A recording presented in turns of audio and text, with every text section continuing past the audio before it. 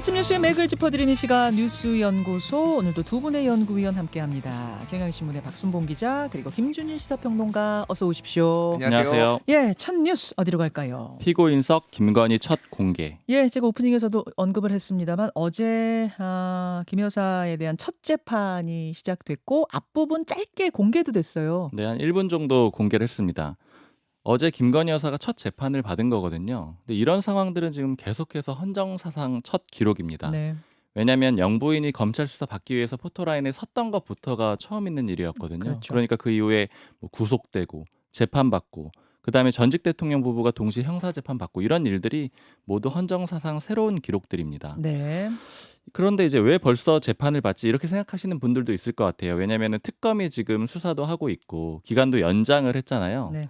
앞서서 특검이 먼저 1차로 세 가지 혐의에 대해서 기소를 했던 거거든요. 도이치모터스 주가 조작 사건, 명태균 씨 사건, 건진법사 사건 이 세 가지에 대해서 기소를 했고 어제 그 첫 재판이 있었던 거예요. 어제 법정 출석하는 영상은 공개가 됐으니까 이건 먼저 보고 오실까요? 예, 한번 보겠습니다.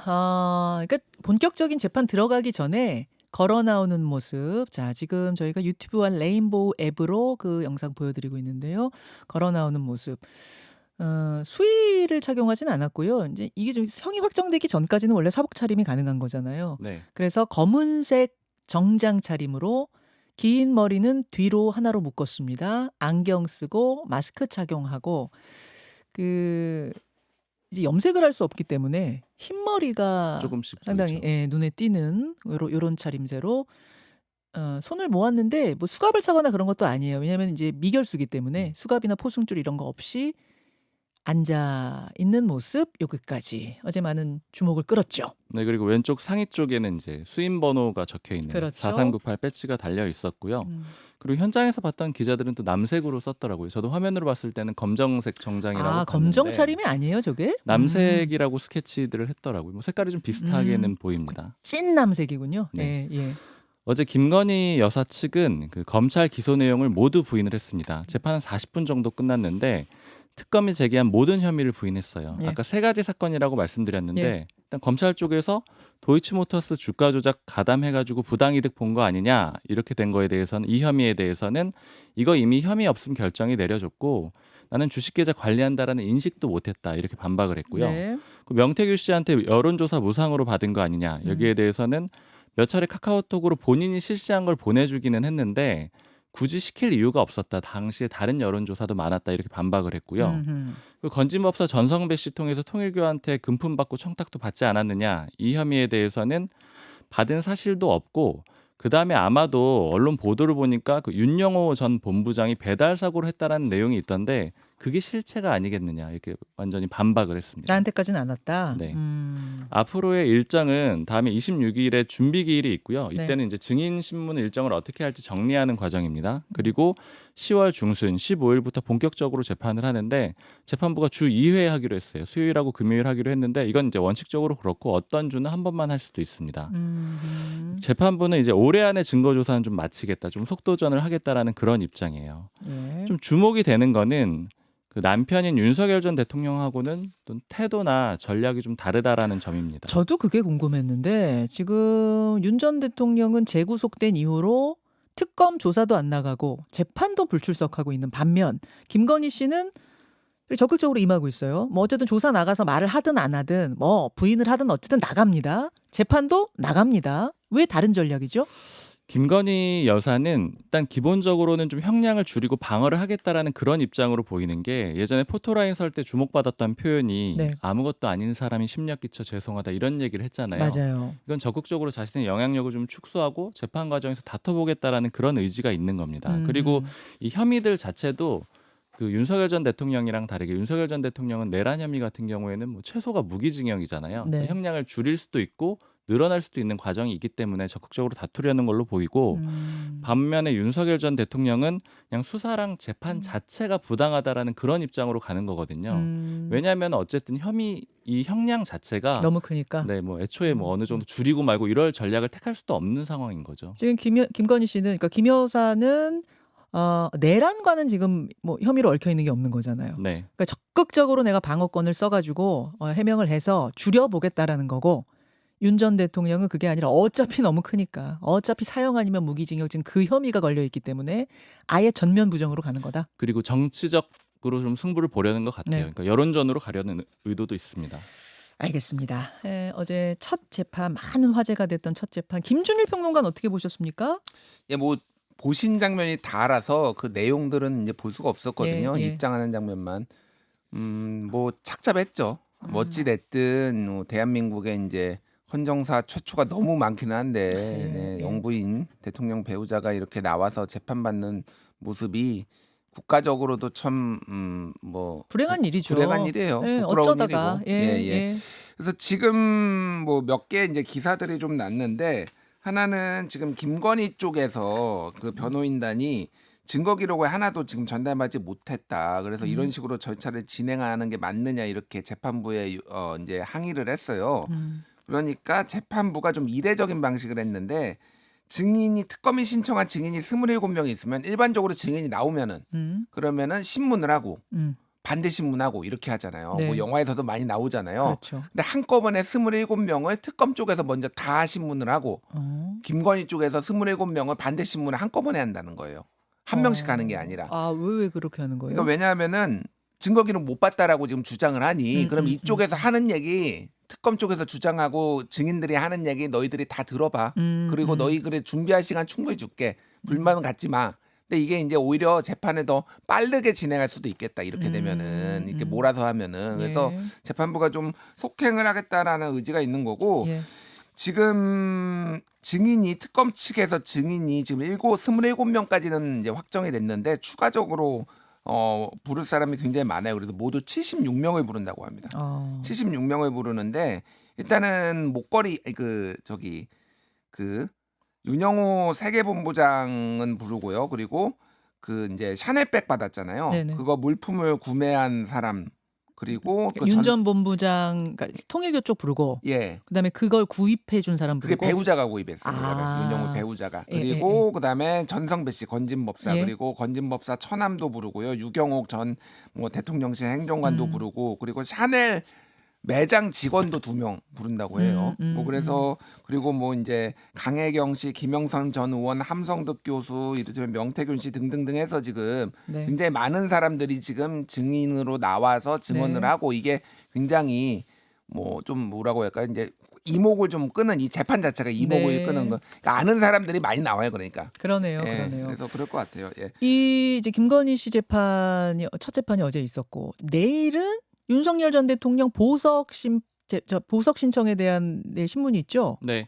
예. 이거는 출석하기로 했거든요. 아무래도 그쵸. 이제 보석도 같이 보다 보니까 적극적으로 방어하려고 해서 나오는 걸로 보입니다. 그 이전에는 10번 연속 불출석했거든요. 맞아요.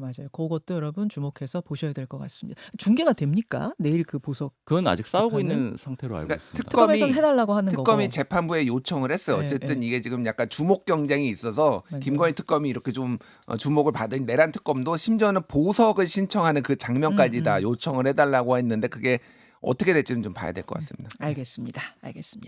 이 이야기는 잠시 후에 민주당 전현희 최고위원과 좀 더 나눠보기로 하고 두 번째 이슈 넘어가죠. 여야 김현지 비서관 출석 여부로 충돌.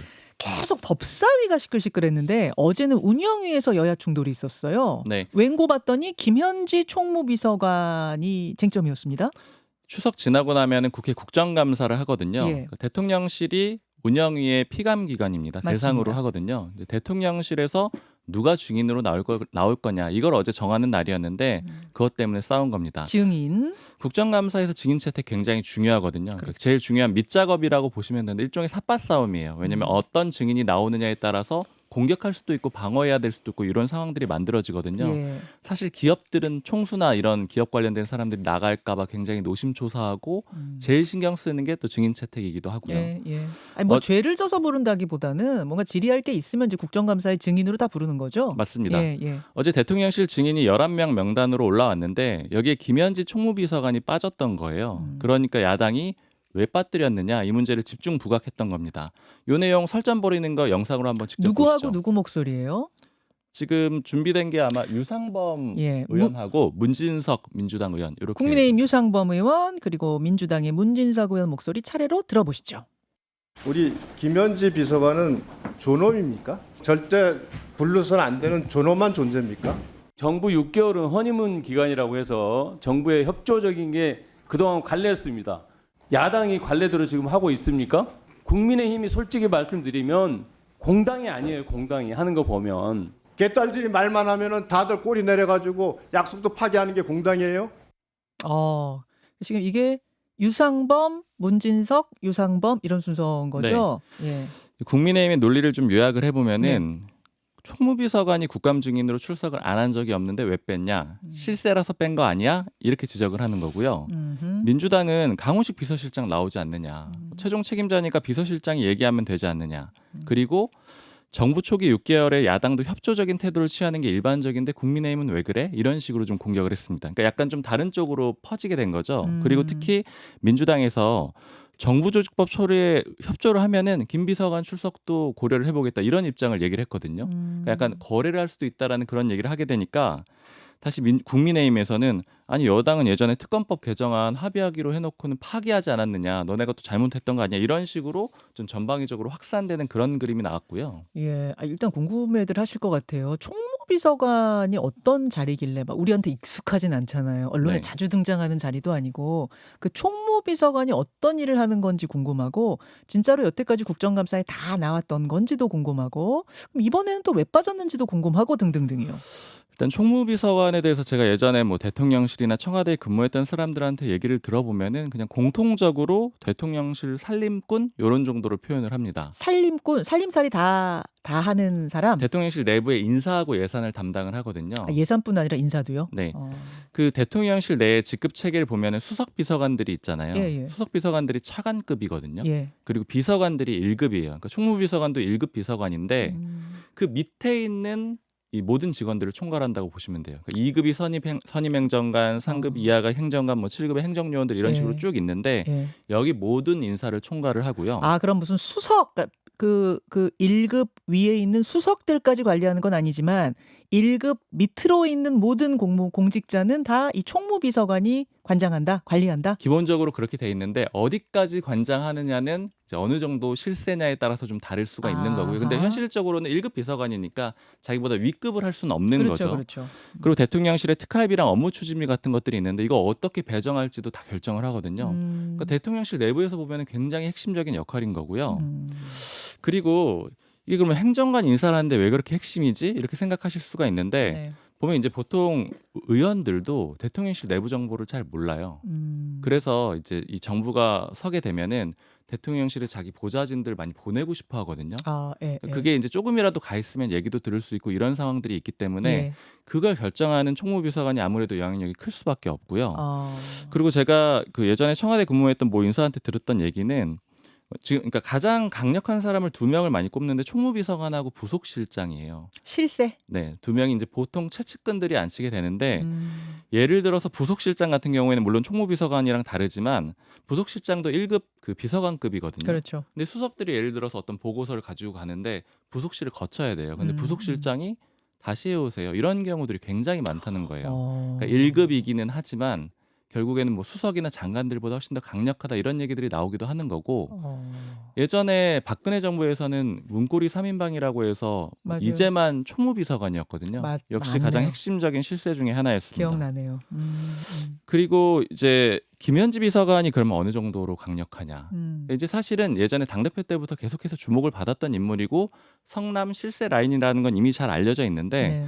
제가 예전에 그 대통령실 꾸려질 때 보니까 모 의원 같은 경우에 굉장히 고민을 좀 많이 하더라고요. 그러니까 자기 보좌관이 갔으면 좋겠는데 김현지 비서관한테 괜히 전화를 했다가 오히려 기분이 상하면 어떻게 하지 마 이렇게 고민할 정도로 굉장히 강력한 그러니까 사람이고 거기로 갔으면 좋겠다는 의미는 그러니까 대통령실에 행정관으로 좀 뽑혀서 네. 거기서 근무할 수 있었으면 좋겠다 그 얘기. 다 지원을 할 수 있는 거죠. 그렇죠. 자유롭게. 그리고 어느 정도 실제 영향을 끼쳤는지는 알 수는 없는데 그런 것들이 지금 확인된 내용은 없습니다. 근데 다만 공직사회, 그러니까 경찰이나 군인 같이 진급에 민감한 그런 공직사회에서는 김현지 비서관을 통해야 되는 거 아니야 이런 얘기들이 굉장히 좀 많이 나왔었어요. 물론 이게 실제 어떻게 영향을 줬는지는 확인된 내용은 없습니다. 예. 그리고 야당에서는 집중적으로 타깃으로 삼으려고 하는 게 그 예전에 강선우 여가부 장관 후보자가 그만둘 때 예. 김현지 비서관이 전화를 해가지고 사퇴하라고 정리를 했다라는 한겨레 신문 보도가 있었고 예. 대통령실은 반박했었거든요. 맞아요. 근데 이 문제에 대해서 여전히 의구심을 갖고 있거든요. 그리고 여권 내에서도 이번에 인사수석이 새로 신설이 됐는데 뭐 여권 인사가 하는 얘기가 아마 이거 그때 그 강선 후보자 논란 때문에 김현지 비서관 보호하려고 만든 자리 아니야 이렇게 해석하는 사람들도 있을 정도입니다. 그러니까 너무 전면에 들어서게 나타나게 되면 공격받을 수 있기 때문에 이게 문제가 될 거라고 보는 거고 지금 야당에서는 그 연말이 되면 공직자들 재산 공개하잖아요. 네, 네. 근데 김현지 비서관 재산 어떻게 나올지 굉장히 관심 많이 갖고 있어요. 자, 왜냐하면 네. 왜냐면은 뭐 뭐예요? 대장동 아파트 받았다라는 그런 얘기가 있기 때문에 그 지점 같은 것들이 나올 것이냐 이런 것들도 관심을 많이 갖고 있는 그러니까 거죠. 워낙 옛날부터 같이 있었으니까 이래저래 주목을 받는 김현지 총무비서관. 근데 이제 중요한 건 진짜로 총무비서관이 여태 계속 국정감사에 쭉 나왔던 자리냐 아니면 이번에 유독 이렇게 좀 야당에서 찍어서 집중 공세하는 거냐 어때요? 제가 사실 이거 크로스 체크를 해보지는 않았는데 그 야당에서 국민의힘에선 14대 이후로 안 나온 적이 없었다라고 주장을 하고 있거든요. 근데 이제 여러 의원들이 교차로 얘기하는 걸로 봐서 이건 틀린 건 아닌 것 같아요. 왜냐하면 여당 쪽에서 반박하진 않았거든요. 예. 이런 상황입니다. 그래서 어제 운영위가 법사위보다 오랜만에 더 시끌시끌했어요. 김준일 평론가 예. 어떻게 보셨어요? 그러니까 별명이 그림자 비서관이에요. 네. 김현지 비서관이 알려진 게 별로 없어요. 학교를 어디 나왔는지 예전에 뭘 했는지 예전에 이제 이재명 대통령이 성남시장 되기 전부터 같이 활동을 했어요. 그래서 시민다회 단체 뭐 성남 시민 모임 성남의제 20일 실천협의회 사무국장이었는데 쉽게 얘기하면은 성남에 뭐가 문제인지 쉽게 얘기하면은 성남시장을 만들기 위해서 같이 움직였다. 굉장히 오래된 건데 왜 김현지가 이렇게 주목을 받느냐? 예. 왜냐면은 소위 말하는 성남 라인이 좀 유명한 사람이 정진상 실장, 네. 뭐 김용 부원장 뭐 이런 사람들 있잖아요. 그렇죠. 다 사법 리스크가 있어요. 그러니까 힘을 쓸 수 있는 사람이 몇 명이 없다. 성남 라인이 좀 들어갔는데 그게 이제 뭐 김남준 제1부속실장이라든지 김용채 인사비서관, 김낙준 국정과제 정책조정비서관 이런 사람들이 성남 라인으로 불리는데 다 김현지만은 못하다.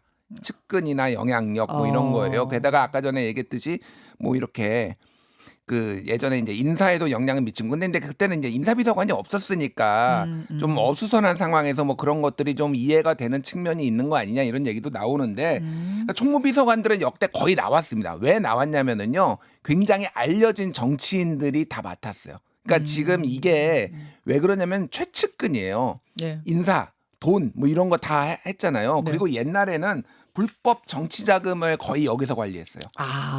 그러니까 YS 시절에 예, 예. 유명한 사람이었는데 홍인길 옛날에는 인사 비서관이 아니라 인사 수석이었어요. 근데 수석인데 좀 직급을 낮춘 겁니다. 워낙 이게 돈까지 관리하고 세니까 그래서 비서관 낮춘 건데 홍인길 여기가 한보그룹 정태수 회장한테 10억 원 받은 혐의로 감옥 갔거든요. 뭐 그런 사람도 있고 참여정부의 최도술 송기승 SK그룹 회장한테 11억 원 받아서 갔고 정상문 그리고 박연차 게이트로 네. 이제 사법 처리되고 뭐 이렇게 있었어요. 그래서 이명박 때도 김백준 총무비서관 뭐 이재만 그 저기 박근혜 때도 이재만 여러 이제 여러 의혹들을 많이 받았습니다. 그래서 지금 뭐 돈 문제가 이제 또 불거질지 여부는 모르겠으나 어쨌든 여기에서 뭔가 약한 고리가 있을 거다라고 야당이 지금 냄새를 맡은 거죠. 그러니까. 그래서 이제 나와라 왜 안 나오느냐 하는 야당 쪽과 아까 여당 문진석 그 원내수석 부대표 답변 들어보면은 6개월은 허니문 기간인데 이런 건 좀 협조해야 되는 거 아니냐? 왜 이렇게 정쟁으로 삼으려고 하냐? 이런 대응이 오고 갔던 거예요. 결국은 어떻게 될 것 같습니까? 끝까지 안 나오는 분위기일 것 같아요? 제가 야당 쪽에 좀 원내에 물어보니까 예.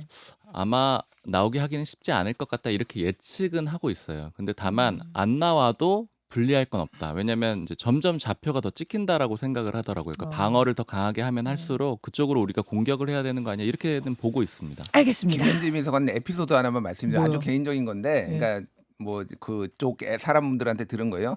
흡연을 한다고 해요. 예. 김현지 비서관이. 예, 예. 근데 김현지 비서관이 말이 거의 없대요.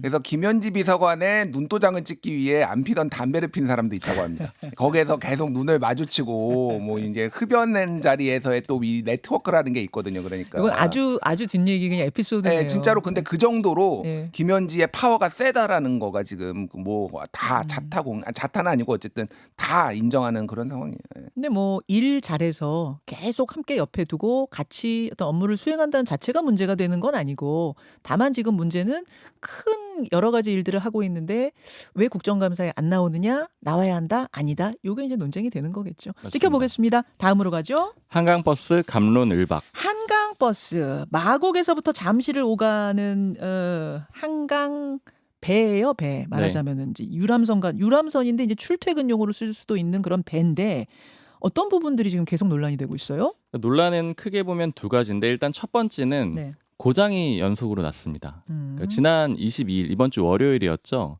하루 동안 두 차례 고장이 났거든요. 네. 지금 서울시에서 봤을 때는 전기계통 문제로 보고 있는데 문제는 오후 7시랑 7시 30분에 두 차례 고장이 났어요. 지금 이게 오전 11시부터 현재는 그렇게만 운항을 시작하고 있으니까 퇴근 시간이 좀 중요했거든요. 출근 때 타긴 좀 어렵고요. 근데 퇴근 시간대에 두 차례 고장이 났다라는 점이 한 가지 문제점이 있고요. 그다음에 두 번째는 이게 오세훈 서울시장의 역점 사업이다 보니까 네. 내년 지방선거 앞두고 일종의 공방이 많습니다. 그러니까 민주당 일단은 송곳 검증하겠다라는 거고 또 대표적으로 서울시장 출마한 박주민 의원 같은 경우에는 이거 좀 안전 문제가 있다라는 문제를 계속해서 제기하고 있거든요. 그러니까 또 오세훈 서울시장 같은 경우에는 뭐 억지로 거짓말 공장장 같은 느낌이 든다. 억지 비판을 하고 있다 이런 식으로 반격을 하면서 정치 공세화도 되고 있습니다. 예. 이 국정감사에도 그러면은 서울시 국정감사할 때 한강버스 얘기 나오겠네요. 네, 민주당에서 아주 철저하게 검증하겠다라는 벼르고 있는 입장이에요. 상황? 네, 알겠습니다. 한강버스 이야기까지 두 분 수고하셨습니다. 감사합니다. 김현정의 뉴스쇼는 시청자 여러분의 참여를 기다립니다. 구독과 좋아요, 댓글 잊지 않으셨죠? 알림 설정을 해두시면 평일 아침 7시 10분 실시간 라이브도 참여하실 수 있습니다.